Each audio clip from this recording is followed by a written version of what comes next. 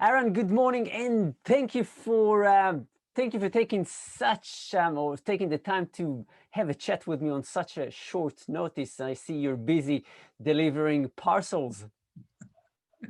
Yes, I am, Gary. Look, good to be here and share some of my thoughts and plenty of the errors that I've made in real estate over the last 20 years.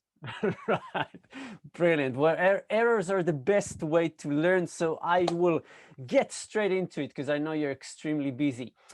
You are now Harcourts National Auction Manager. You are an award-winning auctioneer, and a lot more on the way as well. How did you get into the industry? How did you get into the real estate industry? Well, Gary, what I've learned is very few people grow up wanting to be a real estate agent. You know, my father was a real estate agent way back 40 years ago, and I said, over my dead body.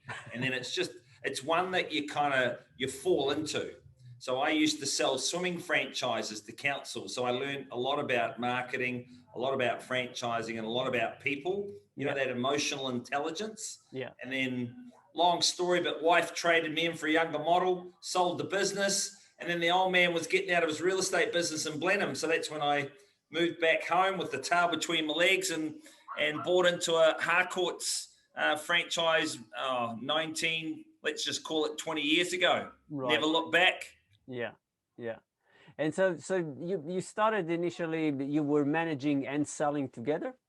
Well, I had the old boy, Dad, Colonel was his name, John Bernard Shaw Davis. Anyway, he made me get in and earn my stripes in sales. So there's a desk, went through the induction process like everybody, cold calling, door knocking, daily dropping, the whole gambit, learning what to say. So I started right from the get-go, and man, was that a reality check for me, because I come from an industry, I'd grown up with swimming and franchising where I was the expert. Yeah. So there's a level of comfort that comes when you're going, right, no matter what they ask me, I'm going to be able to respond in a coherent manner. Yeah. Going into real estate, from sort of knowing my trade in the swimming game to a real estate agent, that was really difficult for me for 6 months. Because I used to shake like a haunted dunny going, please don't ask me a question I don't know how to respond to. But it's rite of passage, isn't it? Yeah. And then you put up a sold sign and you get paid 25 grand, and I'm looking around going, what's the catch? Like, why didn't I do this? Why didn't I do this years ago? Because I used to sell franchises, and I'd spend like a year spending money, talking to councils, doing interviews, tenders, and you get 50, 60 grand. And then, so anyway, the old lights went on. I thought, mate, this is a pretty good industry. Yeah. Yeah. So you were doing quite well there, but why did you decide to become an auctioneer? Because I think I just got bored. Right. And a lot of us, like I did have some good success, and I worked hard. I made all the, I threw a lot of SHIT at the wall, and a lot of it stuck, and you sort of just manage your way through that minefield of sales for 7 years. And I remember being at conference and being in the top 20 in New Zealand, and then sort of got down and thought that was great. And then I went, oh man, I got to do all that again. So it become, just another listing, another, client who doesn't want to, or don't, not going to give it away, those classic lines. Yeah. So, I just needed to change. I'm the sort of personality that goes, right, I've ticked that box, tick that box, tick that box. And then saw a guy called Phil McGoldrick, who's world famous in auctioneering circles in the South Island, and thought, mate, that looks like fun. But the grass is always greener. Yeah, yeah. And it wasn't. So what were the discoveries? What did you learn that you didn't know about auctioneering when you started? Well, it's like a good realtor. They just make it look easy. The classic cliche is people meet real estate agents and think, oh, that's easy. Oh, mate, I could do that and better. And it's not until you actually get into the trade and go, man, thinking on your feet. So Phil made it look really enjoyable and really easy. And then I thought, right, I'm going to become an auctioneer, and went in a couple of competitions and realized this is really, really hard. Yeah. But it was a challenge, and I was up for it. Because I used to be so nervous, I'd have a piece of paper, and I'm, shaking like a haunted dunny. Yeah. So then I went and did Toastmasters, and I just thought, right, this is for me. And then just, spent the last, 10 years in auctioneering, becoming a overnight success. Yeah. Yeah. Yeah. So what do you enjoy about auctioneering? What I enjoy, Gary, is the unknown. Mm. You meet people. Hi, Gary. Nice to meet you. Chat, chat, chat. Whether you like them, whether you don't like them, it does not matter. Yeah. And after doing a reserve set meeting with them and on auction day, anywhere from 15 to 45 minutes, then I get to shake their hand and say, nice to meet you, next. Yeah. So you don't have that ongoing pressure around listings. And, but no one's perfect, and I'm certainly not. So it's not a criticism. I like that I get to meet people, do a transaction, and move and move and move, and you never know what you're walking into. Yeah. Yeah. So right now in your role, are you still calling auctions, or you've put calling auctions, you still do? Yeah, still. So a big part of my job now is training. And even though, in my capacity as national auction manager for Harcourts, and I love the group and it's a lot of fun, but people are attracted to the people. They're attracted to homes. They're attracted to the agent, not necessarily the brand. So a big part of my role by default is training agents, how to win, listing presentations, all sort of non-auction stuff, and also auction training and training other auctioneers to become, to be able to make a career out of auctioneering. Like last year, there's 3 people that I've been working with that are now calling auctions professionally. Yeah. And then outside of the sort of the 9 to 5, then I'm calling auctions in the evenings and on weekends. Yeah. Yeah. So what are the challenges that you see salespeople are facing right now with running auction campaigns or with managing them properly? Yeah, look, it's a good question. What I'm seeing is the 80-20 rule does not apply anymore. Right. The whole COVID thing in this digital era, there is change. It's an old cliche and we know it. So I'm seeing a real flight towards quality. You cannot be average anymore. You just cannot do it, because the digital world is out there and you just have to be in that space and own that space. Otherwise it becomes a very, very hard industry. I'm dealing with some people that there's a gentleman tonight in Auckland that has 13 auctions. Wow. One guy. Wow. And that's not his first auction this week. Yeah. So the market digitally starts going, right, who's the best, who's got the profile? And by default, they're just getting all the business. And there's a lot of people a lot of good people that are only 3 or 4% not quite as good, and they're getting what Paddy's shot at. So I'm seeing a real flight towards quality, and I'm seeing that, it's a 90-10 rule now, that 10% of the people are pretty much doing most of the business. Yeah. In my capacity, again, in my role, I see the numbers from a national point of view, and you just see that there's a handful of people doing extremely well. So what would you, looking at the ones who are in that 10% and looking at the ones who, let's say, were in the 20 and now are kind of 20, 30, what's the difference between them? They just don't understand, Gary, and they're good people, but the light hasn't gone off. They don't understand what their actual job is. Most real estate agents don't understand that their job is to negotiate and be the best negotiator they can be, and to be the best marketer that they can be. That's it. I'm not a valuer of property. I'm not here to share my opinions with you on what a home is or is not worth. So negotiation and marketing are the two things, and and marketing, social media, digital, that whole thing. You've just got to own that space, otherwise you get left behind. I see a lot of agents that are opinionated, that they think, Gary, I'll get your listing, I'll sign it up, I'll run some open homes, and in 4 weeks, I'll hope that a buyer turns up and I get sold and I get paid $30,000. Now, people are going, well, that's fine, but mate, anybody can do that.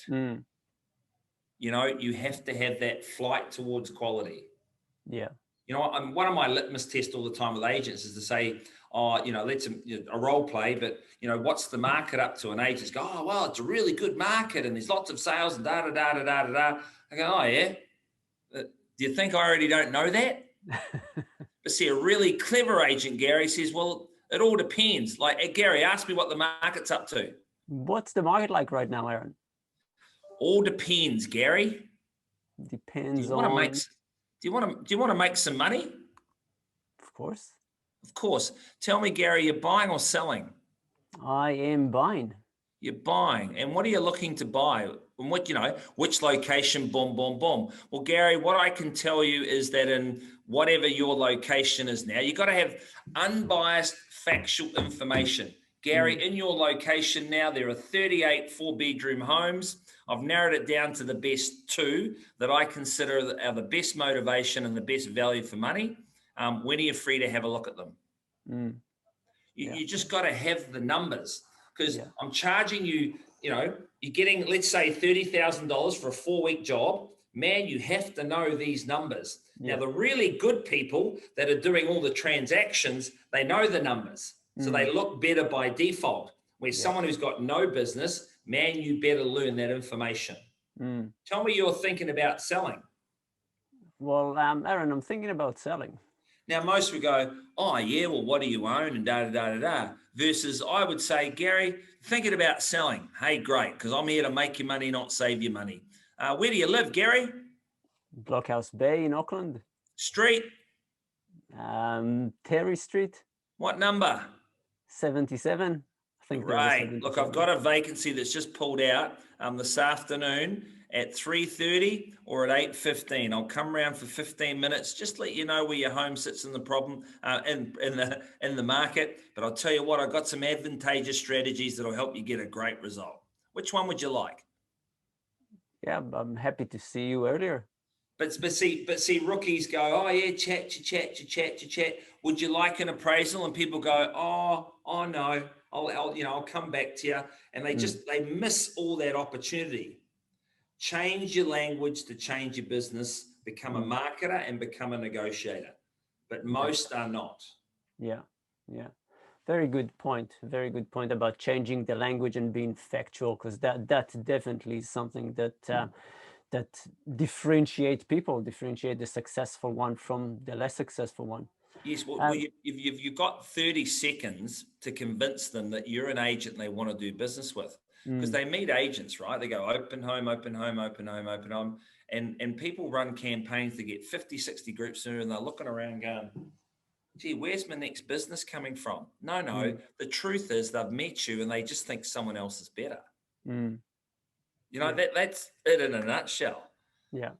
Okay. In my opinion. And opinions, Gary, are like bottoms. We all have one. That is true as well. Aaron, so now with you've got on one hand, you have the salespeople to manage and train and help them become better with their auctions. And then you have the auctioneers as well that you need to manage and train. And how do you find the time to work with them, and how do you make it happen? How do you train people from different perspectives?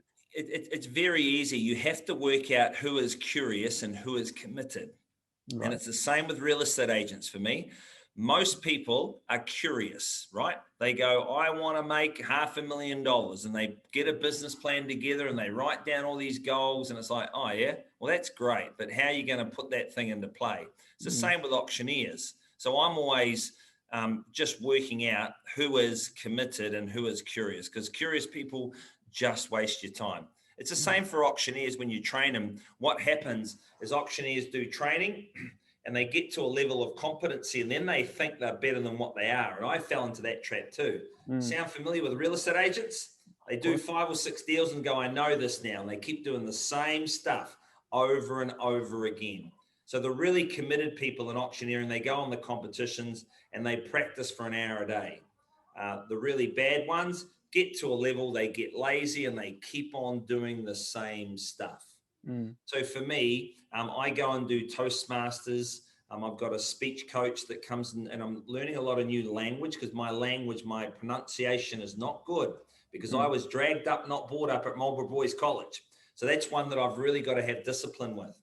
So I'm practicing drills and language and new lines every day. Yeah, yeah. So what are your challenges for yourself right now? What are your goals? Because you've reached a certain level, you won awards, you won competitions. Where are you heading to next? Well, for me, I just want to keep on competing and knowing that I'm still relevant in the marketplace. So that competition fuels me to keep on going. I've got a young wife. She's reassuringly expensive. That's enough motivation. I've got teenage children and I'm head of the finance committee. Mate, I got all the motivation I need and I live in Auckland. So I've got a mortgage right up to here.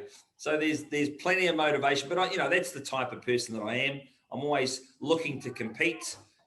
As an athlete, I'm an old has-been, but in auctioneering, I can keep on competing and I love it. Keeps you sharp. Yeah. Yeah. Brilliant. And final question, looking into 2021, your crystal ball, what does it say? No idea.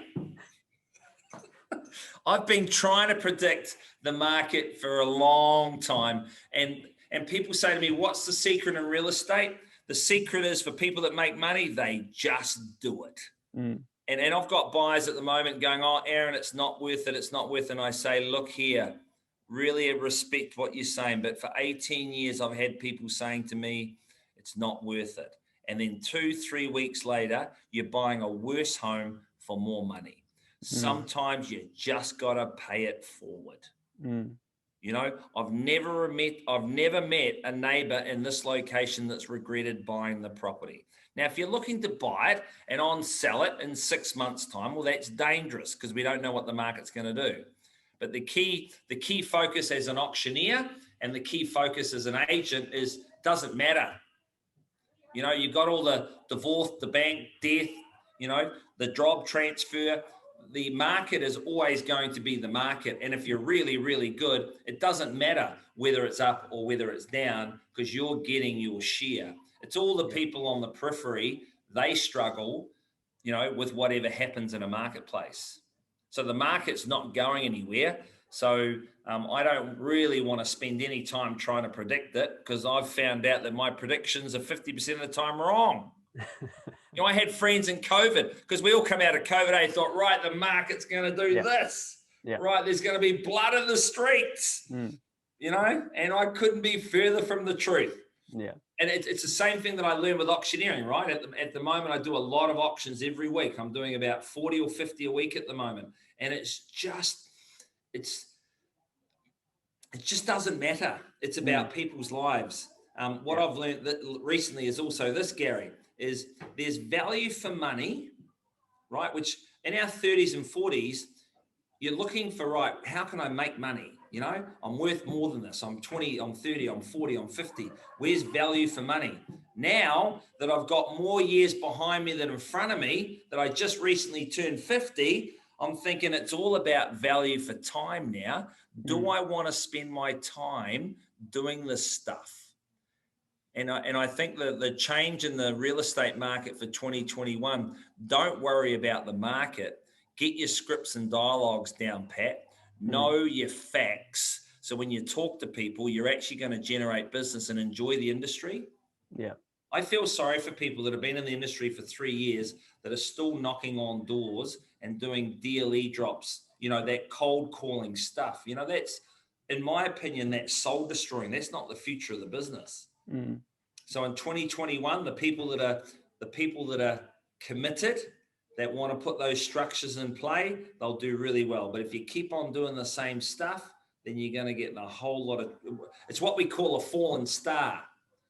People that used to be good, and all of a sudden that new rookie comes in the office, that hungry immigrant. Now, I don't care what nationality you are. It's just the saying, right? European, Chinese, Indian, doesn't matter. The new one coming in with the momentum and the energy. Yeah. Yeah. They're the ones. So that's a long way of saying all that, but that's, doesn't matter. Yeah. Yeah. Yeah. The market does what the market does, and we're just in for the ride. And we're just there to add value to a transaction and get paid. And, you know, if the market dives, then the old experienced ones that have been through a tough market before, when you can look someone in the eye and say, Gary, good people make bad decisions. In hindsight, it was a bad decision that you bought a property a year ago and the market's dropped 15%. I'm sorry, but I'm not here to comfort you with lies. The question is, do you want to move on with your life, or do you want to keep your house? You know, it's language that you pick up that's just cuts through all the chafe. Yeah. Where a lot of rookies, they don't know how to deal with those situations, right? And they live in hope, and they're down on their hands and knees praying that a miracle buyer is going to come through and tidy up their mess. And sometimes they do, but more than often they don't. Yeah. Do you think it's just rookies, or do you think there's actually quite a lot of experienced people that are like that as well? Oh, look, it absolutely comes down to experience, and people don't know what they don't know. And that's the one thing you gain, as we do, by being in the industry for a long time. You know, I've lost money on real estate transactions. You know, I've overpaid and underpaid. And so it helps have that empathy with a buyer or seller that's going through the same thing, like a plaster house. I get it. I've owned plaster, and I get to tell them a story. Yeah. And your problem's not going away. Oh, but my agent told me I get this. Look, I'm sorry, Gary. Your agent's just guilty of falling in love with your property. Your agent is not cutting you a 10% deposit check. Oh, but a family member said this. Yes, they're just playing the righteous card, but they don't want to buy it either. The question is, move on with your life or keep the problem. I had one the other day. Oh, no. I said, it's easy. Do you want to sell, or do you want to keep your husband? She said, I want to sell. Right, good. Do you know what I mean? Oh, but I have to have more money. It's worth more. It's worth more. No. Cost is not value. You know, so these are some of the lines that now for me, I actually don't have to think. Early in my career, I'd come up against these roadblocks and I'd be like, oh, and I kind of didn't know what to say. And I just tell them what they wanted to hear. And what happened? You know, 6 or 7 weeks later, in come the cancellation notice from someone else. Yeah. You can tell I love talking.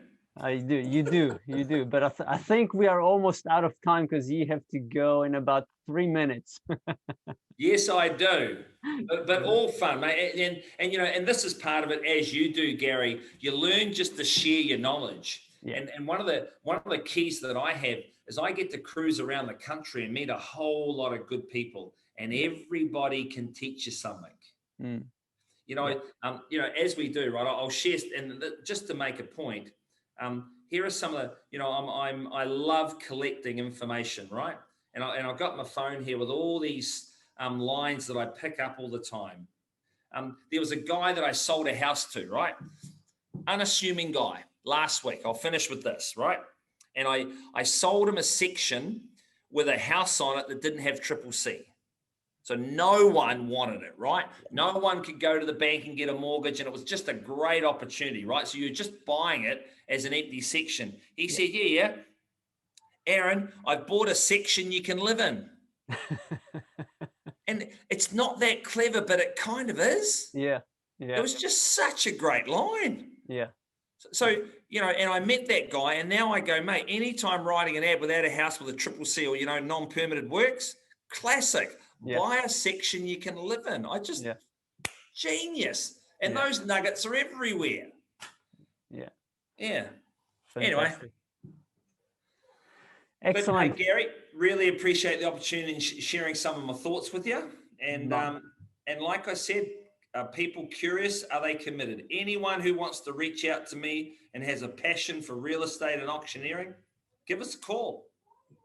Fabulous. And easy to find you. You have your website, and obviously Aaron Davis Auctioneer, very easy to find you. Instagram. I have a social media guy that I pay $1,500 a month. So we're talking Instagram, you know, I was going to say Tinder then. No, I'm happily married. You know, Twitter, Facebook, LinkedIn, Workplace, the whole gambit. They just got to put in Aaron Davis and they'll find me. That's the whole point, right? We're in marketing. Can they find me? Yes. Fabulous. Aaron, appreciate your time. I appreciate the nuggets, the knowledge, and the enthusiasm. Have yourself a fantastic day, a fantastic rest of the week, and Merry Christmas. Gary, good on you for raising the bar, my friend. Thank you. Ho, ho. Talk soon. Bye. Cheers, mate. Appreciate your time.